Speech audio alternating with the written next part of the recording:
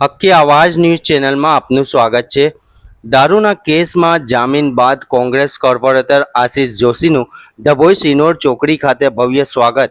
આશિષ જોશી જ્યારે Vadodara ward number 15માંથી કોંગ્રેસના ઉમેદવાર તરીકે ચૂંટણી લડી રહ્યા હતા ત્યારે તેમના વિરુદ્ધ દારૂનો કેસ નોંધાવ્યો હતો, છતાં પણ જનતાના ભારે સમર્થન સાથે તેમને ભવ્ય જીત મેળવી હતી। છેલ્લા 10 દિવસથી તેઓ જેલમાં હતા અને આજે જામીન પર જેલ મુક્ત થતા કોંગ્રેસ કાર્યકરોમાં ઉત્સાહનો માહોલ જોવા મળ્યો હતો।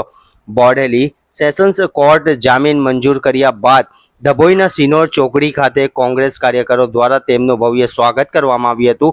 કાર્યકરોએ હાર પહેરાવી શુભેચ્છાઓ પાઠવી હતી।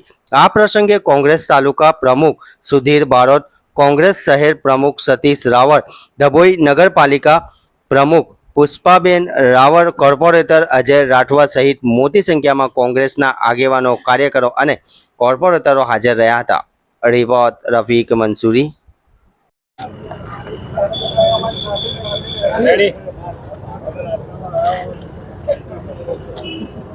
સત્યનો હંમેશા વિજય થતો હોય છે।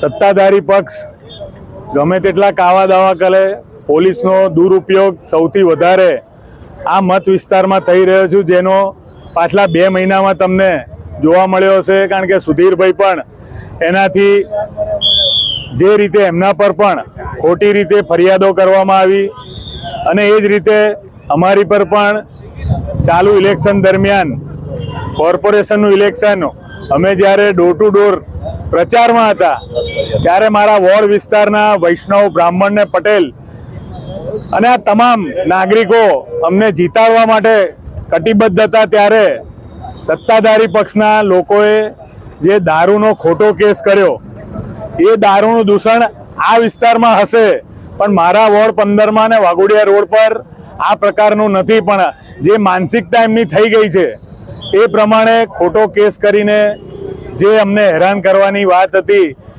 પણ આ દેશની અંદર ભલે પોલીસ વેચાઈ જાય છે પણ હજુ ન્યાય અને કાયદો અને વ્યવસ્થા એના પર અમને ભરોસો છે અને એ હજુ વેચાઈ નથી। એના પરિણામ રૂપે આજે સત્ય બહાર આવ્યું। અમે જામીન મુક્ત થયા છે પણ અમને દોષ મુક્ત પણ થઈશું। આ દેશમાં જ્યારે કોર્ટ, કાયદો અને વ્યવસ્થા હજુ સુધી પણ સત્તાને આધીન નથી રહ્યા એનું ઉદાહરણ છે ને એના પર અમને ભરોસો પણ છે।